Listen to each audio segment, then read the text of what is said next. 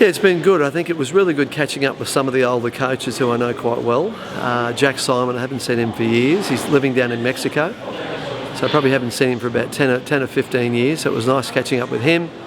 Obviously Carol Capitani, a few of the other coaches that were on the US team, catching up with them, and Todd DeSorbo, listening to them talk was very informative.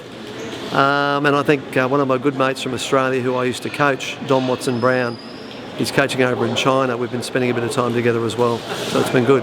When you come away to these things, I think you're either here probably not learning, or you make the choice to learn. And I think sometimes it's the conversations you have with coaches, around the lunch table or around the dinner table at night or around a couple of beers, is where you probably pick up the most. Like listening to coaches that are very experienced and have had that experience over a long number of years, and listening to some of the training sets that they do with their athletes who they've been very successful with. And I think you pick and choose what you take away, but I think those conversations that you have with those coaches really help you as a coach. I think just talking about my athletes first, I guess. I think happy but not satisfied, I think, is the thing. I think obviously with our group we only had 4 athletes on the team. Brendan Smith didn't swim very well at all, so very disappointed with that. I'm meeting up with him when I get back from here, so we'll just debrief and work out what went wrong there. And the girls we took over were all very good. Emma, she's had a few issues with injuries and so on and so forth this year, but she did really well. Got a good jump from trials to the games. Had some really good relay swims there, 51 point and 55 point for a fly on the relay. So very happy with that.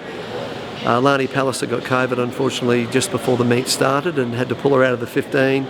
Training was looking really good, but she was able to get herself together for that 4x2 relay, so very happy she was in that final team for that. Nice to see her up on the podium there at the end singing the national anthem. And Kaylee was very good, 2 golds, a silver, and I think it was 2 bronze.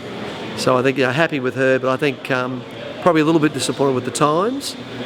Equal PB in the 100 backstroke to the 100th of a second. Turner was a little bit slower than we thought she'd go, and the Turner medley was a bit of a disaster. The 200 backstroke, I think, emotionally took a lot out of Kaylee, and I think just wasn't able to pull herself together in that 24 hours after the semi-final of the 200 medley. It just took a lot out of her, more physically and emotionally. More emotionally than physically.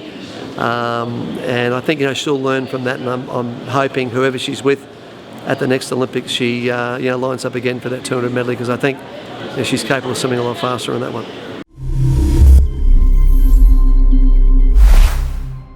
Yeah, I've been going for a while now, 37 years and counting, but I'm sort of working through to the end of the year, through to December 31, with the current job I've got at Griffith University.